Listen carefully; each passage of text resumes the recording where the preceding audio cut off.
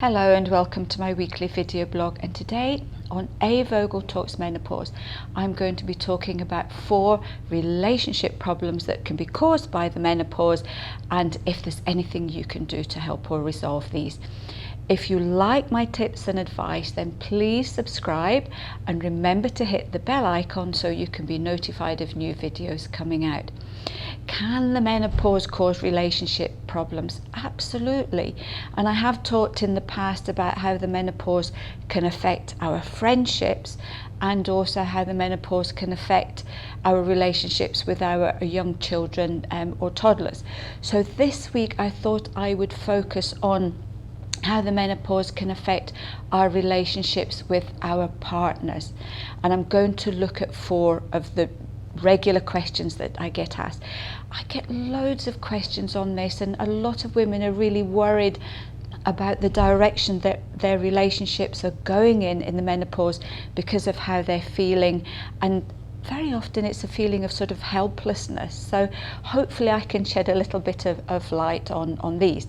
So number 1 is, how can I explain to my partner how I am feeling, why I'm behaving the way I am, whilst trying to avoid an argument?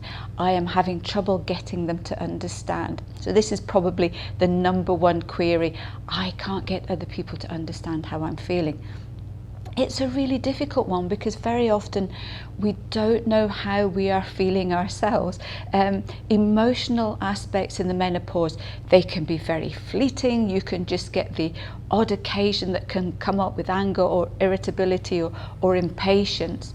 But other emotional aspects like anxiety and low mood can last for, sometimes months right through the menopause. So it can be very difficult for our other halves to understand why suddenly we're behaving in specific ways when before we might have been quite a calm and collected person. This is the situation here where you do need to talk to them. You need to get them to understand. And it's very frustrating. I find even in this day and age that so many partners just think, oh, it's the hormones, it's another one of these monthly things. And the partners are not really understanding how deep these emotional issues can be. So maybe this is where you need to get away from the home environment, maybe go out for a walk, go out for a day trip or go out for an evening meal, and just try and explain as much as you can how you feel, that your hormones are changing and this is bringing up a whole different level of emotional issues for you, and all you want is someone to help support you. Even if they really don't understand that much what's going on with you, having someone in your corner who is going to maybe just give you a cuddle and make you a cup of tea when you're crying your eyes out or feeling really angry, rather than reacting to you, which then just it becomes a vicious circle where irritability and anger just will build up. So this is one of these situations where if you can talk to that person, then really try and do so. The other thing you can do is you can download my free ebook, which goes through just about all the basics of the menopause, and maybe just ask them to read through it if you feel that you really can't sit down with them and explain how you're feeling. And I've had lots of lovely feedback where ladies have given it to their partners and they have come back to me and said that it's made a difference because their partners have suddenly realised just how hard and how much they're struggling through this on their own. Number 2, can the menopause make you feel like you're falling out of love? Yes, it does. And this is a really interesting aspect of the menopause.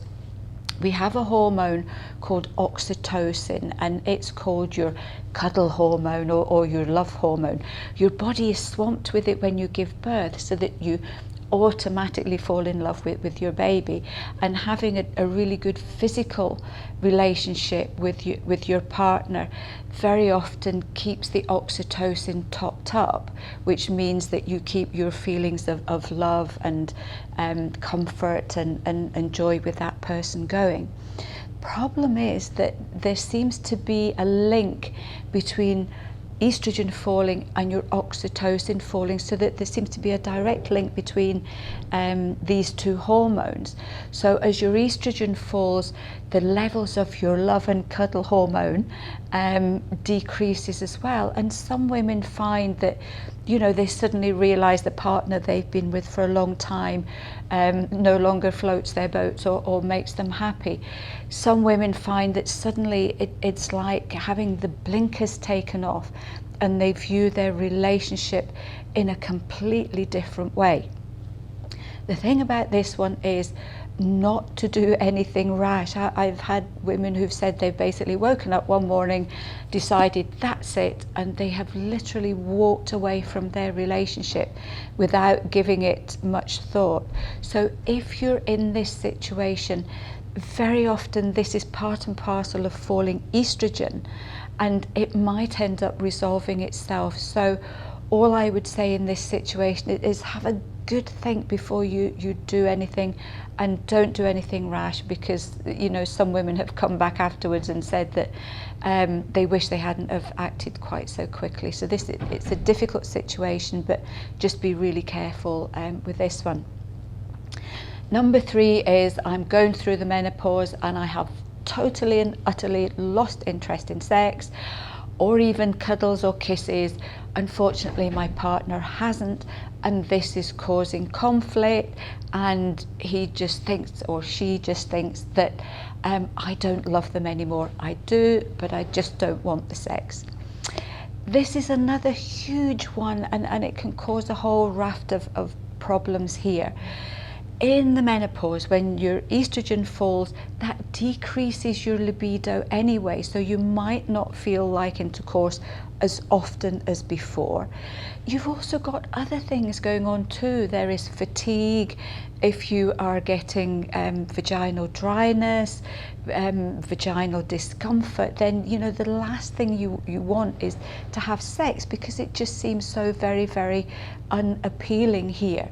If you're fatigued, you know, if you're working, if you're busy, then again, the last thing at night you want is sort of action between the sheets. So again, this is another one here where there needs to be talking, and there needs to be some understanding by your partner that things are very difficult for you in this situation. If it's anything to do with things like vaginal dryness or vaginal discomfort, these are very physical things, and they can be sorted. You can look at supplements such as sea buckthorn oil is fabulous for vaginal dryness. If you're getting pain on intercourse, then the first thing here, do get that checked out by the doctor. There can be a lot of issues such as a prolapse, such as a vaginal infection, and the vaginal wall can end up thinning and losing its elasticity, which can cause a lot of discomfort here too.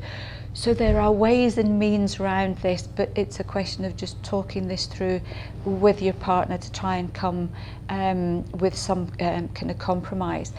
I know some ladies tell me that they've started from scratch again, so they start going on date nights. So instead of your partner asking you at tea time for sex, you can look at having a date night which gives you the whole week to prepare. So there's a lot of anticipation with that, and when you're planning something out of the family home, sometimes that can make all the difference. So it's worth trying, just going back to courting and back to basics. Right, number 4, my mood swings and irritability are becoming so unbearable. My partner is threatening to leave just because they can't cope with it. This is another really difficult one, because they don't understand why you're being like that, and very often they think it's directed at them, when really it's all to do with the fact that your hormones are changing and your emotional control can decrease, and therefore you can get angry and irritable a lot quicker. You can look at some of the calming remedies. Our stress relief daytime is for general stress and anxiety. Remember the magnesium, remember the water, because dehydration will make irritability and anger a lot worse as well. You can look at balancing the hormones, such as our menopause support. But If you find that your emotions are getting seriously out of control, and I've had women who've told me that they have basically ended up being physically angry with their partners, and they've been utterly mortified because they just couldn't control themselves. If it's getting to the point where it is really affecting your daily life with your partner, or even at work or with your friends, then please see your doctor, because sometimes the emotional kind of imbalance can be so great that this is not something that over-the-counter remedies can help. So it's knowing when to ask for help, and don't wait with this one. Don't put up with it. Don't let your partner have to put up with it either.